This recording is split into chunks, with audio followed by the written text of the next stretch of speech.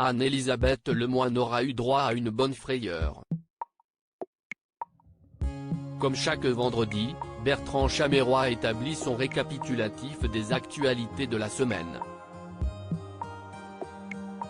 Ce 10 mars 2023, entre un Patrick Cohen dans l'époque avec son breakdance, en référence à sa prononciation du mot breakdance, et une Anne-Elisabeth Lemoine gaffeuse, Nikos Aliagas et les autres invités de cet avou ont été servis en matière de gag. En effet, après avoir diffusé un extrait d'un reportage de France 3 à propos des livraisons à domicile où un livreur demandait à une femme si elle avait commandé un kangourou, Bertrand Chameroy a répondu « Alors moi, non, mais madame oui », a-t-il lancé en désignant Anne-Elisabeth Lemoine hilar alors qu'un animal en peluche géant bondissait derrière elle. Surprise par cet invité, la présentatrice a poussé un cri d'effroi devant son équipe, Nikos Aliagas et Père Mathieu déjà pris par le rire. Anne-Elisabeth Lemoine n'en est pas à son premier fou rire en plateau, c'est même une habituée de la pratique.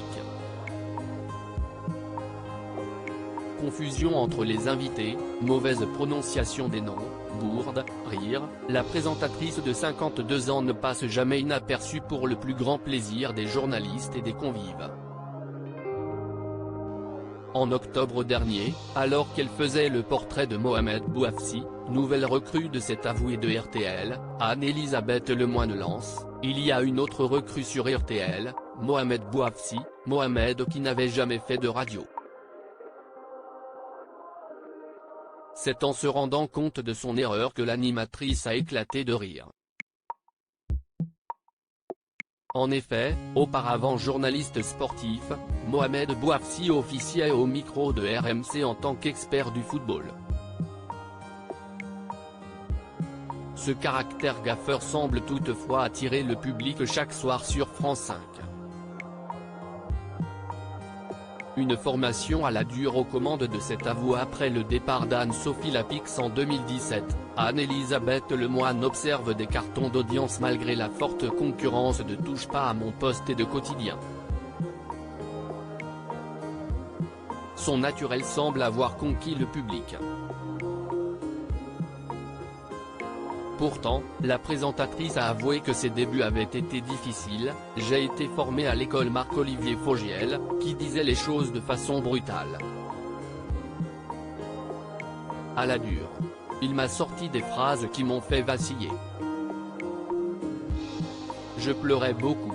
Pourtant, j'avais près de 30 ans et une expérience à RMC.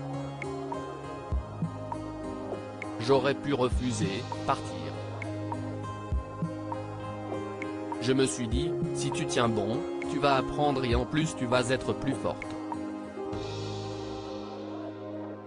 Bon, je ne suis pas devenue une guerrière, mais j'ai accepté les règles, avait-elle confié à Paris Match en 2018.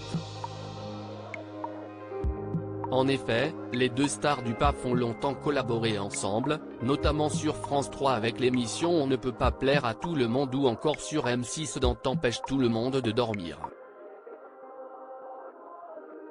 Depuis, l'ancien animateur du Divan est devenu le grand de BFM TV, tandis qu'Anne-Elisabeth Lemoine est tous les soirs à la tête de cet avou sur France 5.